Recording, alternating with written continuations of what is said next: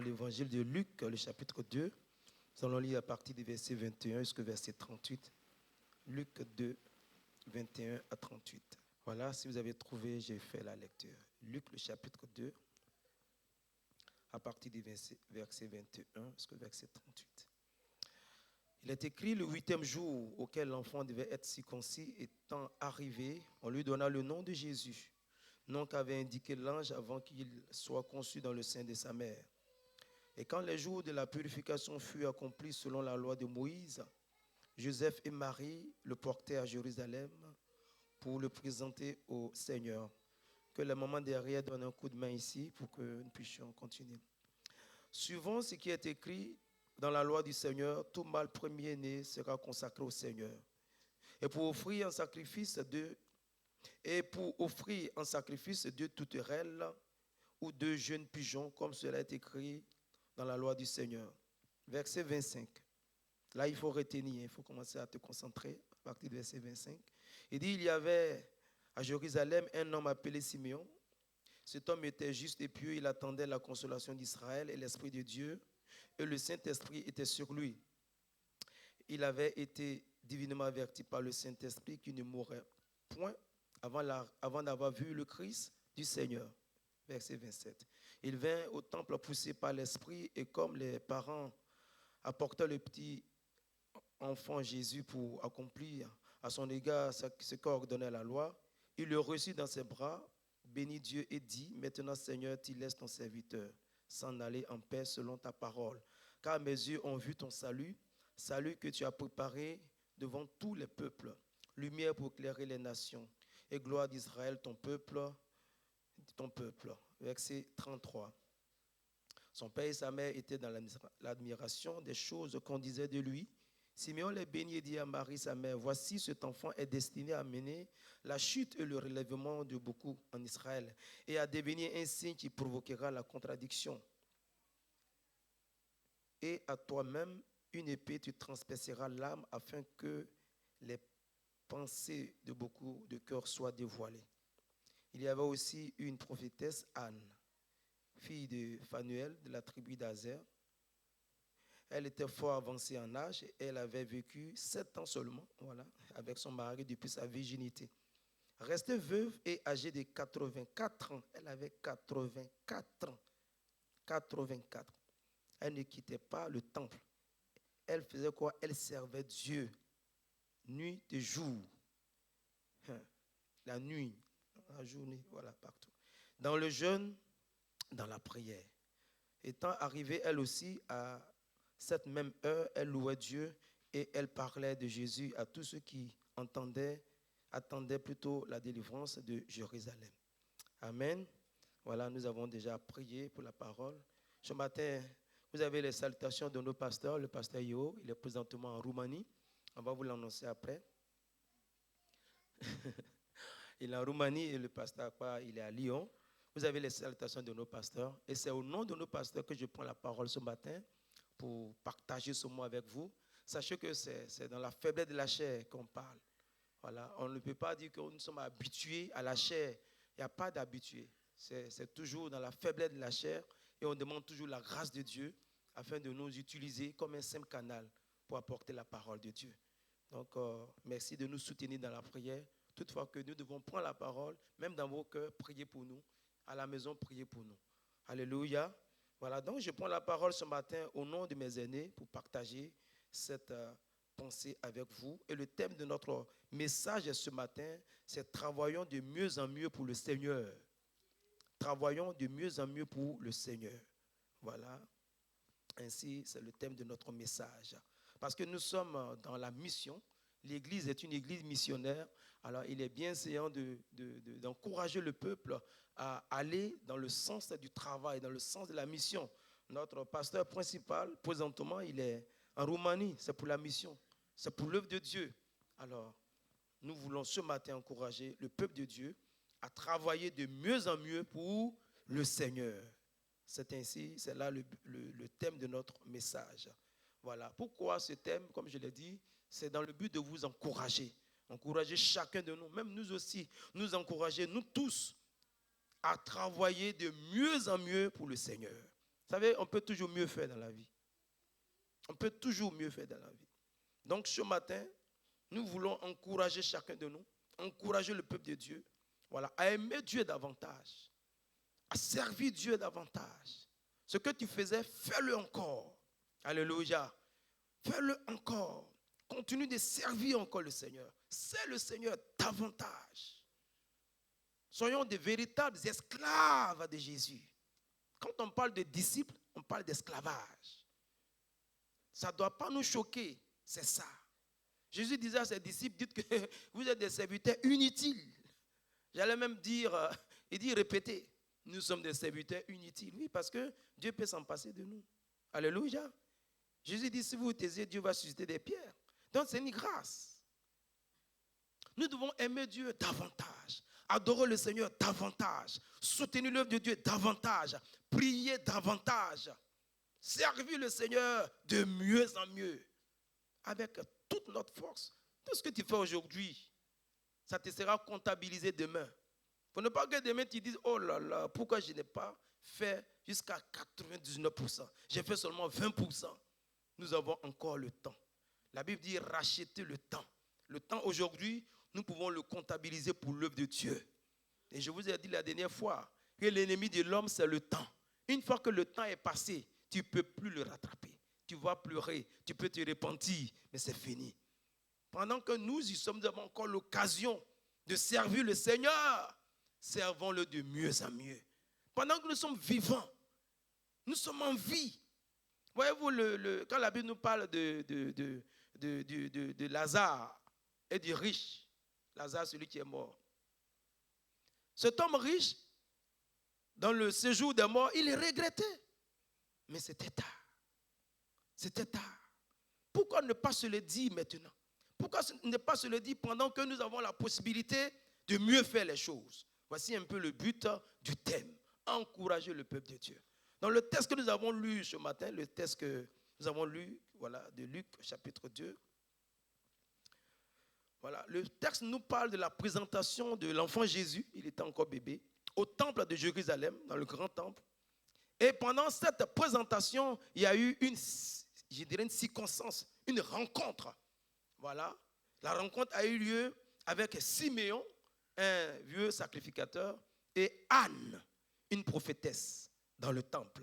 Donc voici les personnages que nous allons voir ce matin.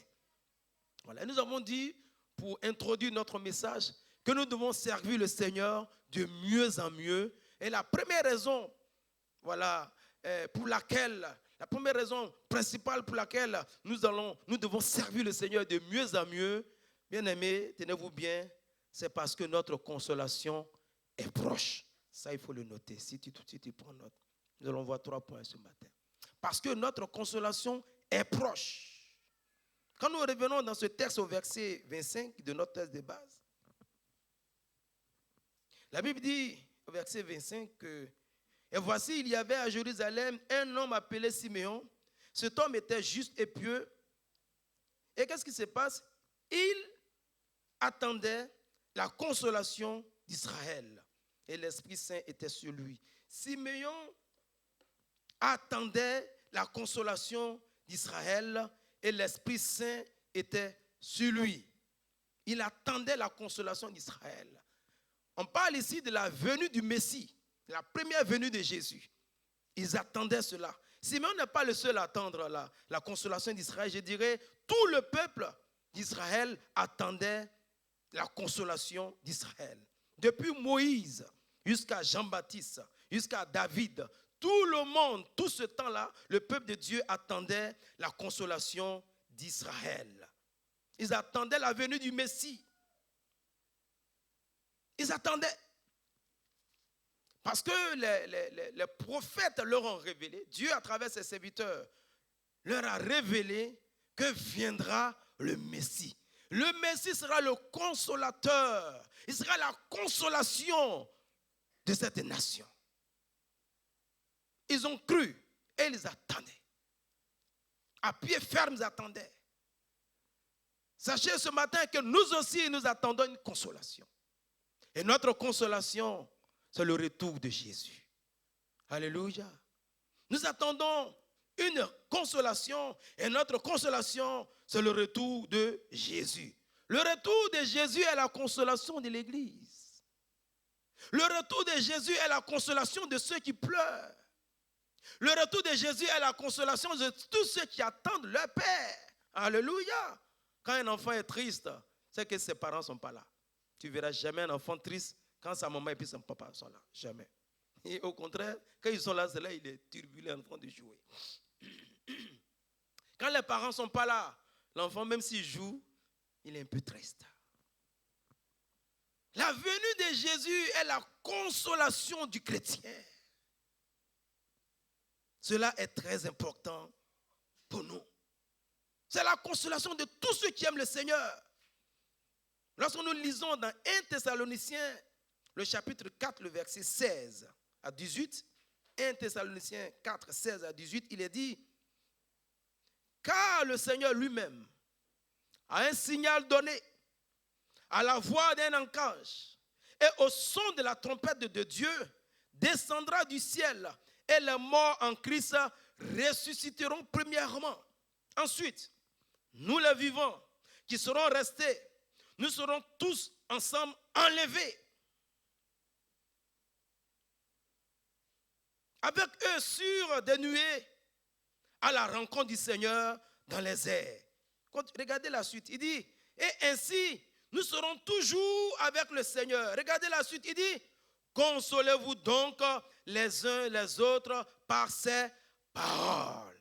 Jésus reviendra, il vient bientôt prendre son église. C'est un événement que d'autres même ne savent pas. Ce verset, nous devons le connaître par cœur. Nous devons comprendre le contexte. Nous devons comprendre ce que Dieu veut nous enseigner. L'église que vous voyez, un jour l'église sera enlevée. Un jour, tous les chrétiens vont disparaître. C'est ce qui est écrit ici. Il dit, ceux qui sont morts en Christ, le jour de l'enlèvement, ils seront enlevés avant nous. Et dès qu'ils seront enlevés, c'est en esprit, voilà. Nous les chrétiens, nous aussi, nous allons les suivre. Un jour, tu seras en train de marcher, tu seras en train de dormir, tu seras en train de manger, et hop, tu disparais. Et nous irons dans les airs, à la rencontre du Seigneur. Le Seigneur viendra à notre rencontre, et nous le verrons, et nous irons avec lui. Il a dit à ses disciples, je m'en vais vous préparer une place. Quand j'aurai fini, je viendrai vous prendre. Jésus viendra prendre son église.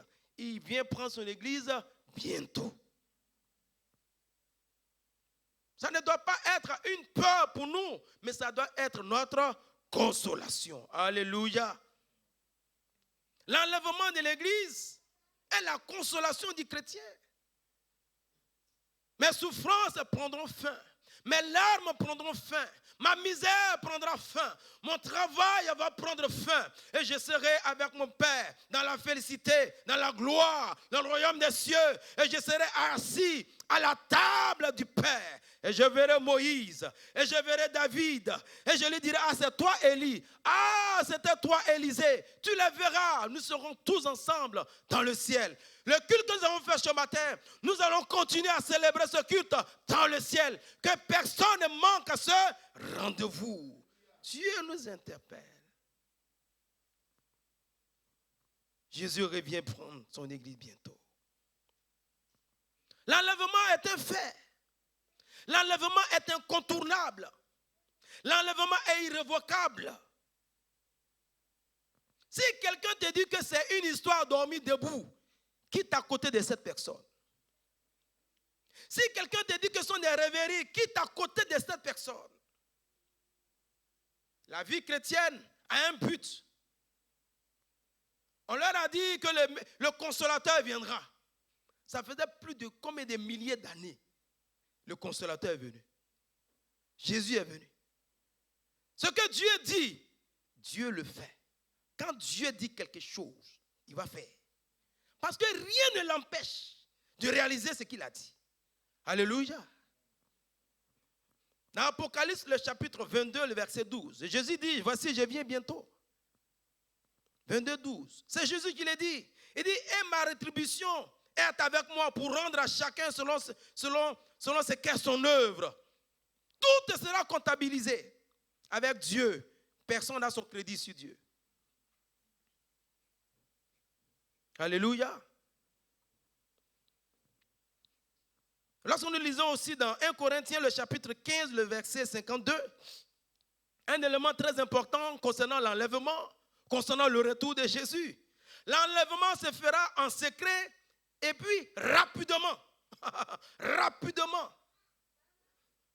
Si vous pouvez nous donner ce verset, 1 Corinthiens 15, 52, nous allons voir ce qui est écrit. 1 Corinthiens 15, 52, s'il vous plaît. Il dit, en un instant, en un clin d'œil, moi je l'ai ici, mais je veux qu'on partage. Il dit, en un instant, en un clin d'œil, il dit, à la dernière trompette, c'est-à-dire, tac, un clin d'œil. Faites un clin d'œil. C'est-à-dire, c'est plus rapide qu'une seconde. Parce que là, combien de battements on a fait? Voilà. Parce que tout ce qu'on dit, ça doit être attesté. En un instant, virgule. En un clin d'œil, virgule. C'est-à-dire, il nous donne comment ça va se passer, l'exemple. Il dit, à la dernière trompette, le temps de l'entendre, la trompette, pouf, c'est parti. La dernière trompette. Parce que certainement, il y a des trompettes qui retentissent pour nous interpeller. Il y a des messages qui retentissent comme des trompettes pour nous interpeller. Mais Dieu nous dit ce matin qu'il aura une dernière trompette. Ce dernier message, cette dernière voix, cette dernière trompette, elle sera décisive. Papa Kassi, pour nous les chrétiens, nous devons faire attention. Alléluia. En un clin d'œil. Ça veut dire que tu n'auras pas le temps de te repentir. Tu n'auras pas le temps de te convertir. Tu n'auras pas le temps de dire que je vais mettre ma vie en règle avec Dieu. Ce que je dis, c'est pour vous. Et je dirais, c'est plus pour moi. Si je me suis mis ici pour enseigner la parole de Dieu, que je rate le ciel, franchement dit, je ne sais pas comment je vais m'en vouloir moi-même. Franchement dit. Toutes ces années-là, des sacrifices. Ah, le frère il a chanté ce matin, sa voix est fatiguée. Et le groupe musical. Et tous ceux qui viennent dans le froid. Combien d'années nous sommes dans cette affaire? Moi, c'est nos papas. Qui ont pris de l'âge dedans. Et tu vas rater le ciel. Là, ça sera. Il n'y a pas de mots. Et quand vous serez assis là, tu vas voir celle-là, tu la. Ah, et puis l'autre. Maintenant, l'autre membre du groupe là. Alléluia. Ça se fera en un clin d'œil. Voilà pourquoi chaque fois qu'un chrétien pêche, il met son salut en danger. Et c'est normal que nous soyons culpabilisés lorsque nous péchons. Oui, parce que nous avons à l'intérieur de nous comme une alarme. Si quelqu'un commet un péché et puis ça ne lui dit rien, l'Esprit de Dieu n'est pas en toi, tu n'es pas converti. Non, tu n'es pas converti. Quand tu appartiens à Jésus, même un mensonge, tu entends dans ta tête, tu sais, il y a des gens qui prennent d'autres même veulent se tuer. Il y a des gens qui demandent la mort à cause d'un péché. Quand bien même Dieu t'a pardonné, parce que l'Esprit de Dieu qui est en toi, il n'est pas à l'aise lorsque nous ne sommes pas bien avec le Seigneur. Tu sens quelque chose qui est mal à l'aise en toi. Hein? Tant que bébé se sent bien dans le ventre de maman, même si elle a gros ventre, mais elle mange, elle est bien, elle dort. Pas de problème. Rien ne va lui arriver. 9 mois, elle va accoucher. Tranquille. Mais si l'enfant a un problème, elle va plus bien se sentir. Donc, le gros ventre des femmes, là, ça ne les dérange pas. Ce n'est pas une maladie, c'est une bénédiction. Alléluia. Que le nom du Seigneur soit béni. Jésus revient bientôt.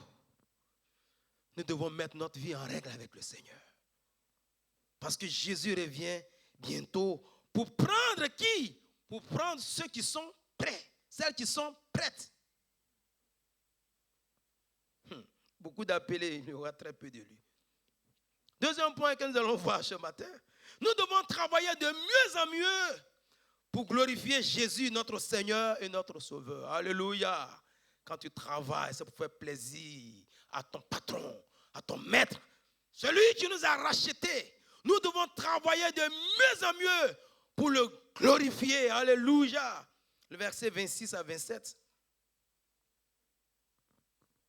Il dit à partir du verset 26, Siméon, il avait été divinement averti par le Saint-Esprit qu'il ne mourrait point avant d'avoir vu le Christ du Seigneur. Verset 27. Siméon vint au temple poussé par l'Esprit et comme les parents apportaient le petit enfant Jésus, oui, pour accomplir à son égard ce qu'avait ordonné la loi. On va s'arrêter là. La suite, c'est qu'il a reçu l'enfant dans ses bras.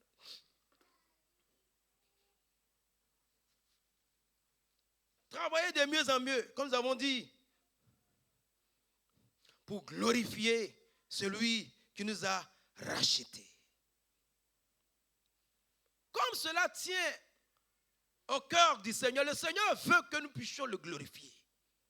Le Seigneur veut que le chrétien soit stable, autonome, soit fort, pour que tu puisses bien travailler. On te donne les équipements. Tu as un bureau au travail. On te donne une salle comme ça, on dit, bon, il faut travailler, mais il m'assoit où? On te donne une chaise, tu as ton bureau, tu as ton téléphone, tu as tous les équipements qu'il faut pour travailler. C'est la raison pour laquelle Dieu nous a donné le Saint-Esprit. Dieu nous a donné le Saint-Esprit. Et c'est le Saint-Esprit qui nous aidera à travailler de mieux en mieux pour glorifier notre Maître. Je vous l'ai dit, depuis des milliers d'années en arrière, si c'est plus de 4000 ans, depuis Moïse, les enfants d'Israël attendaient le Messie. Ils attendaient celui qui sera la consolation de cette nation. Ils ont attendu. Ils ont attendu, certains ont attendu, ils sont morts. Ils sont restés dans l'attente jusqu'ils sont morts. Il y a des chrétiens qui sont partis, bien sûr. Ils attendaient aussi le retour de Jésus. Tous les prophètes qui ont parlé de lui, ils l'ont attendu, ils ne l'ont pas vu. Mais ils sont morts avec l'espoir. Les rois l'ont attendu, David l'a attendu. Tous ceux-là l'ont attendu, mais aucun d'eux ne l'a vu jusqu'à leur mort. Toute cette nation attendait le Messie. Bien-aimés, voici ce glorieux jour. Un jour merveilleux pour le ciel et pour la terre. Le Messie était là. Alléluia. Il était là, le Messie. Celui qu'on attendait depuis des milliers d'années était là. Il était dans le grand temple de Jérusalem. Il était là parmi les bébés qui étaient là. Mais personne ne l'a reconnu. Les souverains sacrificateurs ne l'ont pas reconnu. Les grands prêtres ne l'ont pas reconnu. Le peuple de Dieu qui attendait son Dieu ne l'a pas reconnu.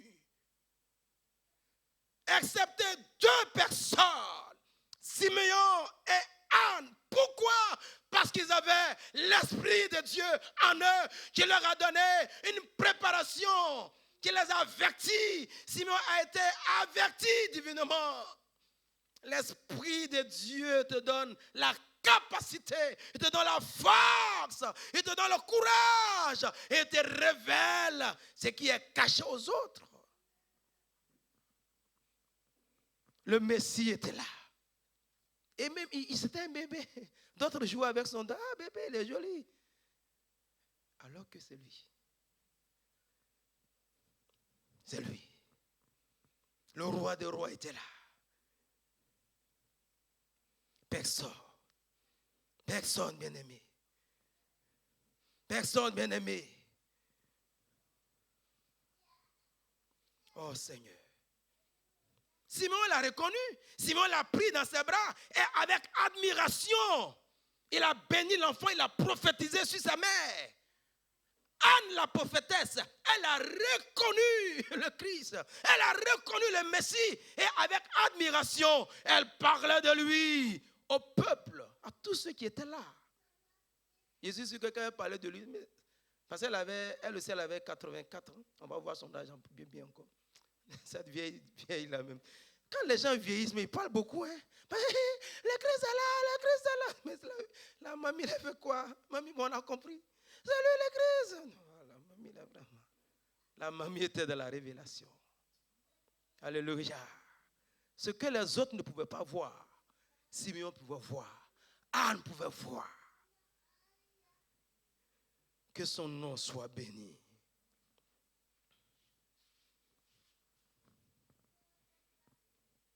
Alléluia.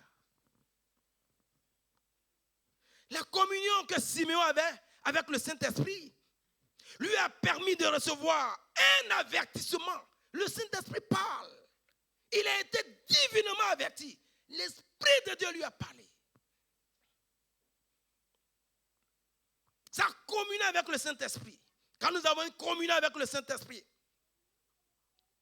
cette communion lui a permis de recevoir un signal, alléluia, de recevoir une préparation dans le secret. Même Jésus, pour réussir sa mission, il a eu besoin du Saint-Esprit. Pierre, pour réussir sa mission, a eu besoin du Saint-Esprit. Paul, pour réussir sa mission, a eu besoin du Saint-Esprit. Tous les disciples, les apôtres, pour réussir, pour bien réussir, pour vraiment réussir, ils ont eu besoin du Saint-Esprit. Si nous voulons réussir cette mission que le Seigneur nous a confiée, bien aimés, nous avons besoin du Saint-Esprit. Si tu mets le Saint-Esprit de côté, tu iras et tu reviendras les mains vides. Nous avons besoin de lui. Le Saint-Esprit, il est le scanner de Dieu.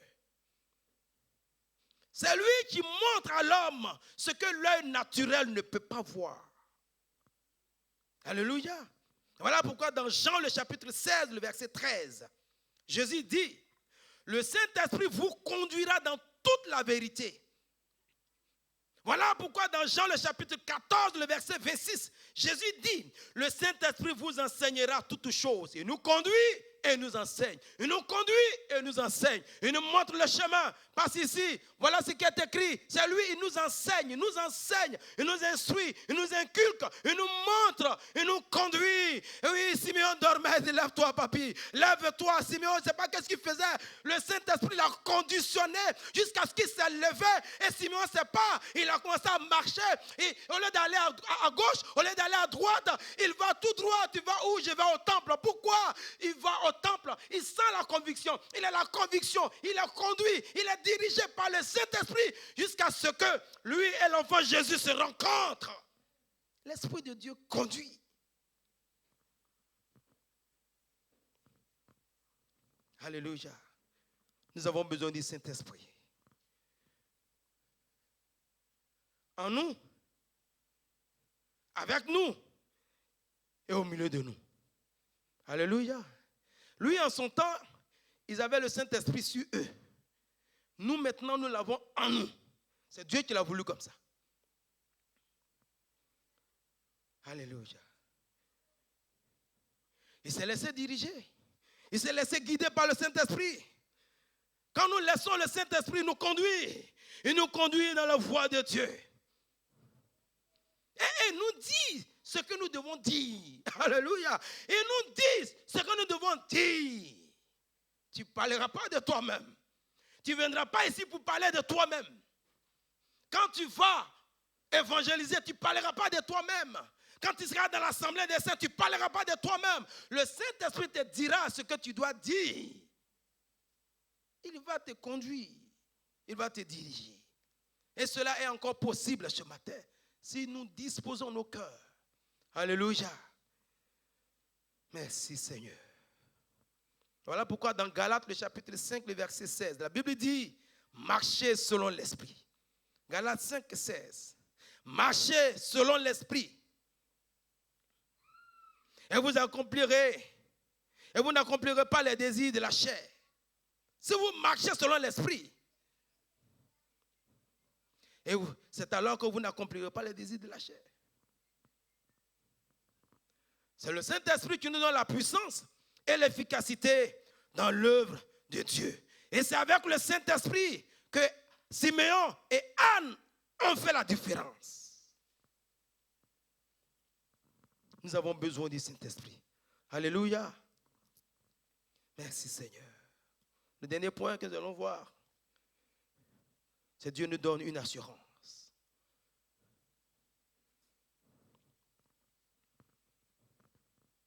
Lorsque nous travaillons de mieux en mieux pour le Seigneur nous donne une assurance. Une assurance. Et là, nous lisons le verset 25. Encore.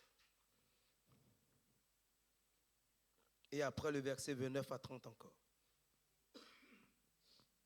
Il dit au verset 25, « Et voici, il y avait à Jérusalem un homme appelé Siméon. Cet homme était juste et pieux, il attendait la consolation d'Israël. Et l'Esprit Saint était sur lui. » On continue. « Il avait été divinement averti par le Saint-Esprit qu'il ne mourrait point, qu'il ne mourrait point, qu'il ne mourrait point avant d'avoir vu le Christ du Seigneur, qu'il ne mourra point. » Ah. Siméon a été divinement averti qu'il ne mourrait point avant d'avoir vu. Tu ne vas pas mourir. Aïe. Tu ne mourras pas. Hein? Il dit, mais mon âge, là, Dieu dit, tu ne meurs pas. Cette déclaration, bien-aimé, est une assurance pour un enfant de Dieu. Et une assurance pour Siméon. Il sait que la mort n'a aucune autorité sur sa vie. Tu vois là? Il sait que la maladie n'a pas d'autorité sur sa vie. Quand il allume la télévision, il allume la radio, il entend pandémie, il ferme. Oui, ce n'est pas pour lui. Ce n'est pas pour lui. Parce qu'il a une assurance. Dieu lui a donné une assurance. L'amour de Dieu donne l'assurance. Il avait l'assurance que les démons n'ont pas d'autorité sur sa vie. Quand on parle de Satan, lui, il passe. Parce qu'il sait que Satan n'a pas d'autorité sur sa vie. Quand on dit qu'il y a un sorcier qui tue les gens, lui, il passe. Il dit que le sorcier n'a pas d'autorité sur la vie d'un enfant de Dieu. Alléluia. Quand on parle de blocage, d'échec, il passe. Parce qu'il sait que les blocages, les échecs n'ont pas d'autorité sur la vie d'un enfant de Dieu. L'autorité de Dieu est au-dessus de l'autorité du diable. L'autorité de Dieu est au-dessus de l'autorité des démons, des génies, des vampires. Et la parole de Dieu est au-dessus de toute parole. Et Dieu lui a dit, tu ne mourras point. Ah. Quelle assurance! Quelle assurance! Quelle assurance! Le Seigneur veut nous donner une assurance ce matin. Toi qui es rentré ici ce matin avec le cœur dispersé, Dieu veut te donner une assurance. L'assurance ne se trouve nulle part. C'est lui seul qui peut stopper certaines situations. Il a stoppé la mort. Tu ne mourras pas. Aïe. C'est lui qui a l'autorité. Nous avons vu ce matin, Néhémie dit aux ennemis, le Dieu des cieux nous donnera le succès. Le Dieu des cieux. Il reconnaît un seul Dieu qui donne le succès, qui donne la vie, qui donne le salut. Et ce Dieu-là s'est révélé en nous aujourd'hui à travers Jésus le Christ. Et dit le Dieu des cieux nous donnera le succès. Le succès dont il parle ici, c'est la vie éternelle. C'est le salut de ton âme. C'est la paix dans ton foyer. C'est la paix dans ton cœur. C'est la présence de Dieu dans ta vie. Te donnera le succès. Et dit le Dieu des cieux. Il y a plusieurs cieux. Il y a plusieurs cieux. Mais il y a un seul Dieu dans ces cieux. Et c'est lui qui procure. Et c'est lui qui donne. C'est lui qui ordonne. C'est lui qui permet. C'est lui qui annule. C'est lui qui refuse. Il dit lorsqu'il ouvre une porte, personne ne peut fermer cette porte. Et lorsqu'il la ouvre, personne ne peut la fermer. Lorsqu'il a fait, personne ne peut l'ouvrir. C'est lui, le Dieu des cieux. Et il a dit à Siméon, tu ne mourras pas. Dieu nous donne l'assurance. Lorsque nous sommes dans sa présence, lorsque nous marchons avec lui, le Seigneur nous donne une assurance. Il donne l'assurance à ceux qui lui appartiennent. Et si tu es là ce matin et que tu fréquentes l'église, tu es sympathisant de l'église.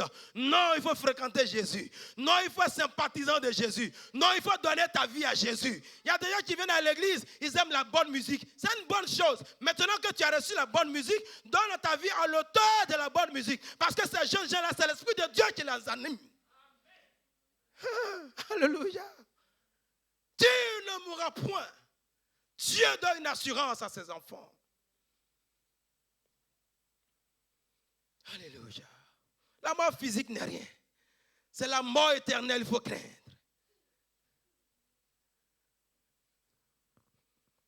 Merci Seigneur. Dieu donne une assurance à ceux qui lui appartiennent, à ceux qui marchent avec lui. Lisons 2 versets très importants. 2 versets vraiment importants pour moi. Je pense que ça serait important pour vous aussi. Jean le chapitre 6, le verset 64. Et on prépare aussi Jean 13, 3. Jean 6.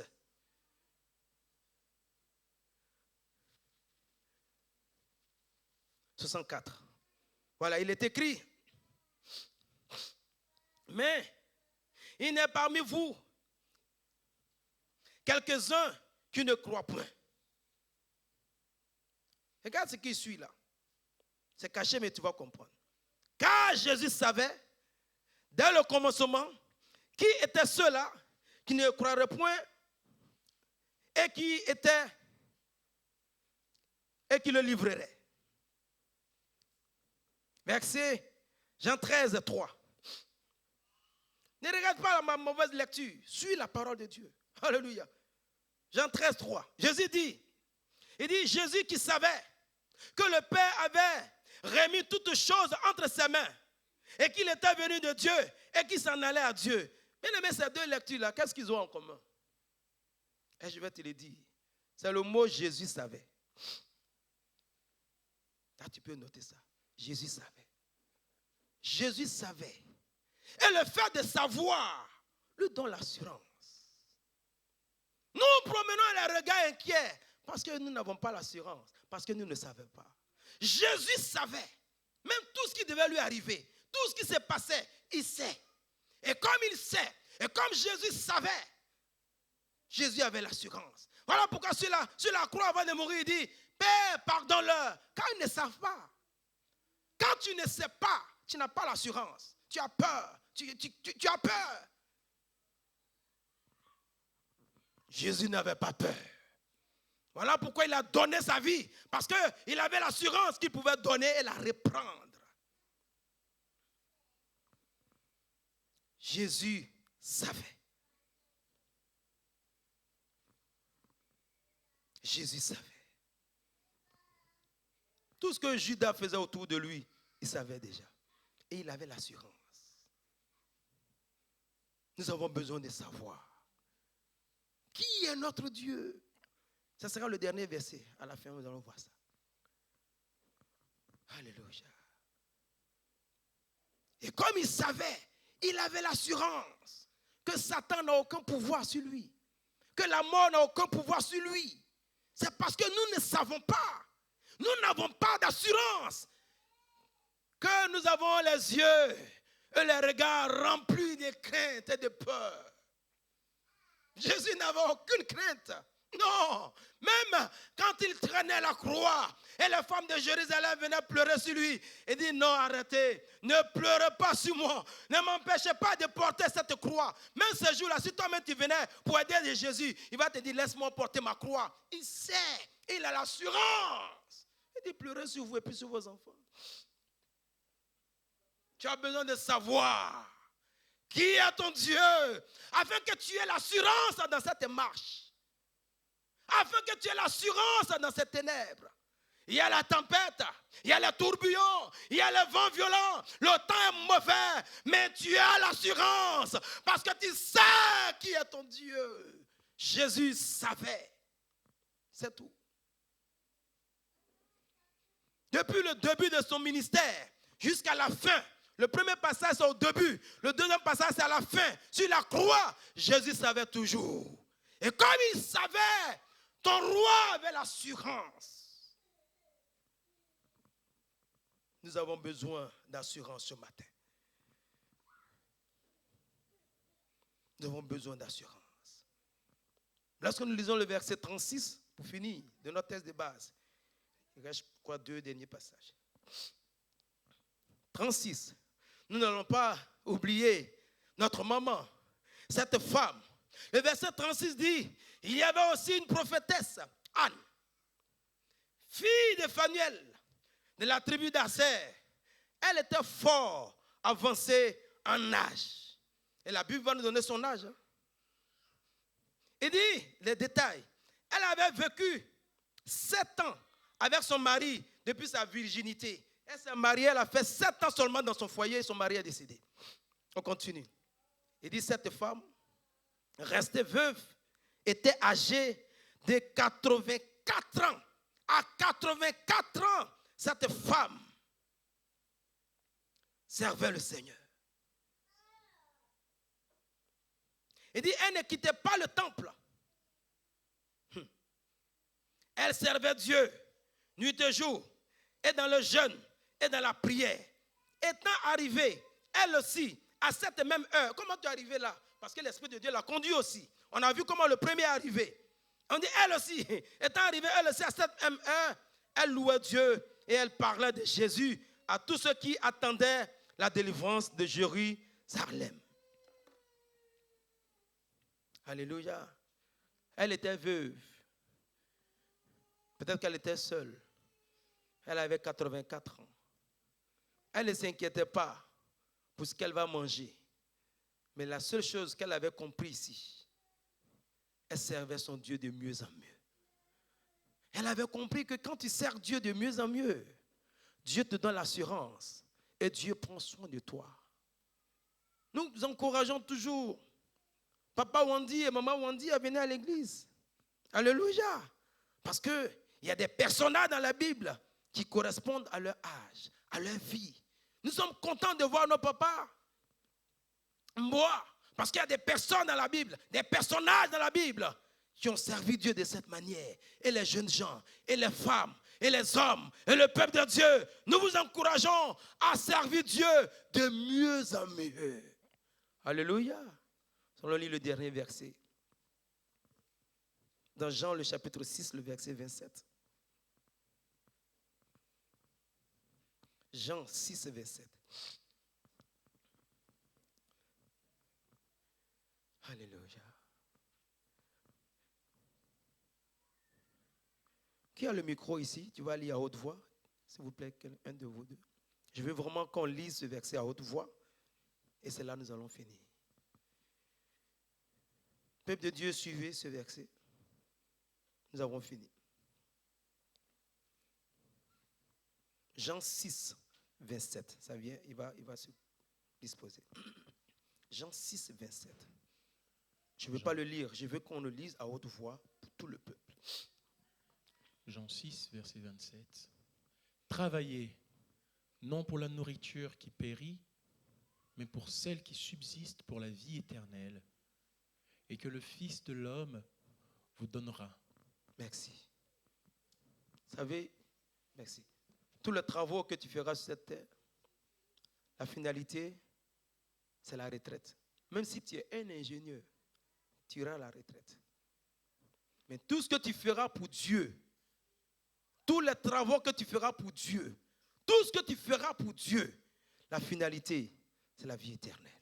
Peuple de Dieu, travaillons de mieux en mieux pour la gloire de Dieu. Que Dieu bénisse son peuple. Amen. Merci Seigneur. Nous allons simplement nous tenir debout et glorifier ce Dieu. 5 minutes de prière. Et passer aux annonces et nous aurons fini. Alléluia. Anne n'avait pas peur parce qu'elle avait l'assurance. Siméon n'avait pas peur parce qu'il avait l'assurance. Leur assurance reposait sur la parole de Dieu. Tu sais pourquoi tu as peur? Parce que ton assurance repose sur toi-même. Tu promènes des regards inquiets. Parce que tu te demandes demain comment je vais vivre. Tant que tu te diras, ça c'est un bon moment de recueillement. Tant que tu te diras demain comment je vais devenir, tu auras toujours la peur dans les yeux. Toujours. Voilà pourquoi Jésus dit, ne crains pas. Il ne faut pas t'inquiéter pour le lendemain. Ah, n'est-ce pas que tu dors Et moi, je te réveille le lendemain. Je mets le lendemain à ta disposition. C'est moi qui te le donne. Je te le donne avec ses condiments. Je te le donne avec tout ce qui l'accompagne. Avec ses vertus. Je te le donne avec tous ses ingrédients. Tant que nous aurons les regards fixés sur qu'est-ce que je vais faire demain. Qu'est-ce que je vais devenir demain. Et mes enfants, Dieu prendra soin de tes enfants. N'est-ce pas que c'est lui qui te les a donnés? Même là où tu es arrivé, c'est lui qui t'a fait arriver là. Si ça dépendait de toi, tu seras encore derrière. Et moi, je ne serai même pas ici. Même pas sur la chaîne, mais même pas ici. Il prend soin de toi. Promène pas des regards inquiets. Mets ta foi en lui. Et il te donnera l'assurance. Simeon avait une assurance. Demande à Dieu l'assurance ce matin. Demande à Dieu l'assurance dans ton cœur. Cette situation que tu ne maîtrises pas, donne-lui cette situation. Fais-lui confiance. Ce dossier que tu ne maîtrises pas, ce problème que tu ne maîtrises pas, cette réalité, parce que la réalité elle est plus grande que ce que j'ai dit. Mais cette montagne, tu vas la déplacer avec la foi. Et derrière, Pharaon venait avec ses chars, avec ses chevaux. Entends seulement le bruit de ces chevaux. Quelqu'un pouvait perdre l'âme. Quelqu'un pouvait tomber en syncope. Entends seulement. Parce que même les chevaux étaient équipés. Les bruits. Mais Dieu dit, calme-toi. Calme-toi. Calme-toi. Calme-toi. Qui peut maîtriser la mort? Dieu seul. La mort est un mystère. Les hommes ont créé des vaccins, ils ont créé des médicaments. Mais la seule chose sur la terre qu'ils n'ont pas pu dompter, qu'ils n'ont pas pu maîtriser, c'est la mort. Mais Dieu maîtrise la mort. Il suspend la mort. Alléluia. Dieu seul. Ce mystère, Dieu seul le détient. Jésus, il a vaincu la mort. Voilà pourquoi il pouvait annuler la mort sur la vie de Simeon. Ça n'a pas commencé par là, c'est fini par là. Mais ça a commencé dans la vie d'un homme qui s'est engagé pour Dieu. Continue d'avoir foi en ce Dieu. Continue d'avoir confiance en ce Dieu. Continue de plier les genoux devant ce Dieu. Continue de croire en ce Dieu. Et je sais que Dieu parle à quelqu'un ce matin. Continue d'aimer ce Dieu. Continue de servir ce Dieu. Continue de le suivre. Même si tu ne le vois pas. Mais lui, il te voit. Lui, il te voit. Le plus important, ce sont les regards de Dieu, mon frère. Ce n'est pas toi, tes regards. Dieu te voit, c'est le plus important. Ma soeur, Dieu te voit, c'est le plus important. Dieu te voit, c'est le plus important. Tu ne te perdras pas. Tu ne te perdras pas. Tu ne te perdras pas. Tu ne te perdras pas. Tu ne perdras pas et tu ne te perdras pas. Non. Cette voix qui te dit le contraire, c'est la voix de l'ennemi. Ton Dieu te donne l'assurance. Alléluia. Et dans son assurance, il guide tes pas. Il ne guide pas près des eaux paisibles. Alléluia. Et comme une biche, il te donnera de te désaltérer. J'ai envie de parler. Il te donnera de t'abreuver. J'ai envie de parler. Il te donnera la restauration. Il te donnera sa paix. C'est la paix de Dieu qui prévaut. Jésus dit, je vous donne la paix, je vous laisse la paix. Pas la paix de ce monde, pas la paix des huissiers, pas la paix du gouvernement, pas la paix des hommes de ce monde. La paix qui prévaut, qui stabilise, qui donne la grâce, qui donne la paix, c'est la paix de Dieu. La paix qui donne la paix, c'est la paix de Dieu. Oui, ça s'est dit. Parce qu'il est souverain. Le Dieu des cieux nous donnera le succès.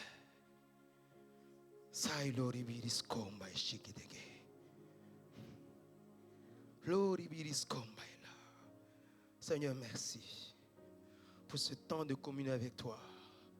Je te demande pardon pour ce que j'ai dit, certainement que je ne devais pas dire. Je demande pardon pour les fautes, les erreurs, tout ce que j'ai pu faire ce matin qui n'a pas glorifié ton nom. Tu es tellement grand, tu n'as même pas besoin de moi pour te servir. Ce n'est pas plus grâce. Je demande pardon, notre Dieu. Et je t'apporte la vie de ce peuple. Je t'apporte la vie de tes enfants. Tu vois l'amertume. Tu vois l'inquiétude. Tu vois les larmes. Tu vois aussi la réjouissance. Tu vois le fond du cœur, tu vois le cœur du cœur, tu vois ce qui est caché. Cette femme qui depuis des années, elle pleure. Seigneur, tu vois, oh Dieu, tu vois cet homme, tu vois cette situation. Seigneur, je sais que rien n'est impossible à toi. Rien n'est impossible à toi pour cette jeunesse. Rien n'est impossible à toi pour ces jeunes sœurs. Elles ne seront pas déshonorées, mais elles seront honorées. Elles seront honorées. Elles connaîtront le succès. Alléluia. Le succès qui émane de toi. Elles connaîtront le succès. Ces jeunes gens connaîtront le succès. Continue de les garder. Continue de leur donner le dégoût du monde. Continue de les protéger. Et console ceux qui pleurent. Console celles qui pleurent. Fais grâce ce matin. Au nom de Jésus. Bien-aimé, ce qu'il reste à faire, c'est d'élever la voix pour lui dire merci. C'est ce que je sens dans mon cœur. Bénis ton Dieu. Amen. Voilà, le groupe musical va nous donner un dernier cantique. Ceux qui peuvent s'asseoir, Voilà. Nous allons vivre ce cantique avec eux et après quoi passer aux annonces. Je ne peux imaginer. Retenons ces paroles. Combien ça coûterait. Voilà. À la croix, il a pris ma place. Sois connecté à ces paroles. Jésus s'est donné. Saisis la profondeur. Je de ne ces peux imaginer combien ça lui a coûté. Un amour à la croix, inimaginable. Il a pris ma place. Il n'était pas obligé de le faire. Jésus s'est Et il a fait donné. gratuitement pendant que nous nous dressons contre je lui. ne peux imaginer Que Dieu ouvre ton cœur ce matin pour voir l'amour de Dieu. À la croix, il a Et que nos pris cœurs ma soient place. inondés ce matin Jésus de son amour. s'est donné. On va Merci, le dire, il est fidèle, fidèle. Il ne te laissera pas. Il ne t'abandonnera pas. Il ne t'oubliera pas. Il ne te trahira pas. Non. Cela ne fait pas partie de sa nature. Dans sa nature, il n'y a pas de mal. Dans sa nature, il n'y a pas de mal. Alors Jésus, il est fidèle. Il est fidèle. Et comme il est fidèle, sa grâce est pour chacun de nous. Jésus est fidèle. Il est fidèle. Il est fidèle. Si tu le crois, dis-le. Il est fidèle. Fidèle. Mon Jésus est fidèle. Mon Jésus est fidèle. Mon Jésus est fidèle. Mon Jésus, il est capable, il est capable, il est capable, capable, il est capable.